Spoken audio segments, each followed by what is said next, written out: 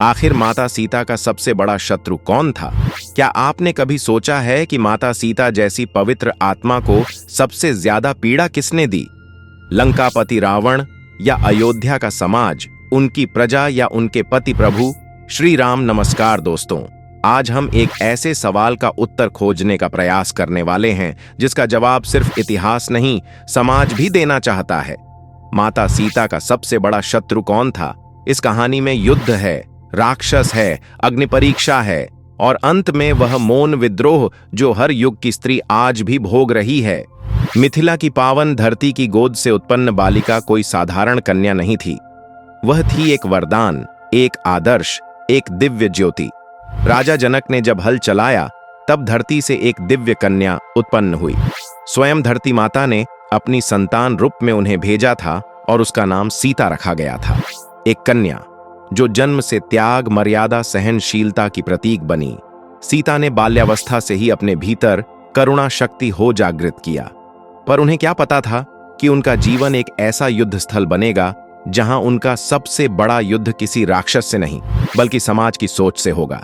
सीता स्वयंवर में धनुष को भंग कर भगवान राम ने सीता का वरण किया और दो दिव्य आत्मा का मिलन हुआ।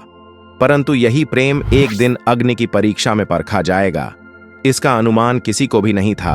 राज, धर्म, वनवास और फिर रावण द्वारा सीता हरण, ये सब घटनाएं जीवन के कठिन मोड़ों की तरह आई, लेकिन सबसे बड़ी पीड़ा, सबसे तीखी तलवार तो वह थी संदेह की। जब रावण ने सीता का अपहरण किया, सीता को रावण से डर नहीं था, लेकिन उन्होंने अपनी मर्यादा को तिनके की ओट में बचाए रखा। सीता रावण की पराजय की प्रतीक थी। क्या यही रावण उनका सबसे बड़ा शत्रु था? नहीं, रावण तो पराजित हो चुका था, लेकिन एक ऐसा शत्रु जीवित रहा जो न तलवार चलाता न रथ पर सवार होता। वह चलता, लोगों की जुबान पर उनकी दृष्टि में। वह है समाज का संदेह। लंका से अयोध्या लौटने के बाद जब सबने सीता और राम के मिलन का स्वागत किया, सभी ने भगवान राम से वह वाक्य कहा जिसने माता सीता के मन को तोड़ दिया। भगवान राम ने कहा, सीता, तुम्हें पवित्रता को साबित करने के लिए अग्नि परीक्षा देनी होगी। सोचिए, एक पत्नी जो रावण की लंका में भी अपनी मर्यादा से न हटी, जिसने तपस्या को भी त्याग दिया। माता सीता ने अग्नि में कूदकर यह साबित कर दिया कि वह पवित्र है। यह संदेह केवल भगवान राम का नहीं था, यह समाज का डर था, समाज की दृष्टि, समाज की स्वीकृति थी। भगवान राम मर्यादा पुरुषोत्तम थे, लेकिन उस मर्यादा ने माता सीता को पीड़ा दी। समय बीत गया, अयोध्या में शांति आई। माता सीता मां बनने वाली थी, लेकिन एक दिन एक धोबी ने समाज की उस क्रूरता को उजागर कर दिया जब उसने कहा, मैं अपनी पत्नी को ऐसे नहीं रख सकता जैसे भगवान राम ने रख लिया।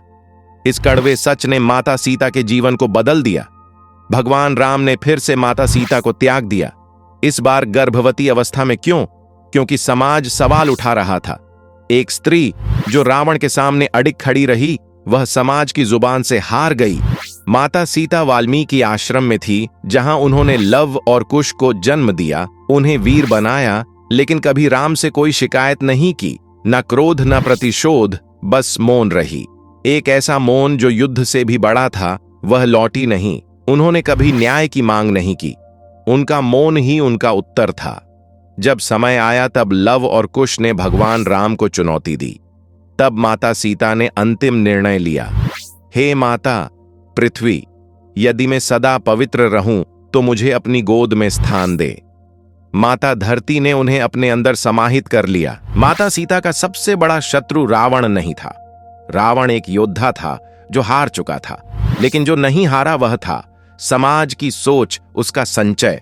वह मानसिकता जो स्त्री से बार बार प्रमाण मांगती रही, जो किसी आत्मा को नहीं देखती, केवल छवि पर विश्वास करती, उनकी आवाज नहीं सुनती, बस उन्हें कटघरे में खड़ा कर देती। माता सीता की कथा हमें यह सिखाती है कि उन्होंने कितनी गरिमा से उन कष्टों को सहा। तो दोस्तों, जब अगली बार कोई स्त्री मौन होकर अपने संघर्षों से जूझे तो याद रखिए, वह सिर्फ माता सीता की कहानी से नहीं, कल के इतिहास से लड़ रही हैं। समाज के उस संचय से आज भी जीवित है। अगर आपको यहां कथा दिल छू गई हो तो हमें कमेंट करके जरूर बताएं।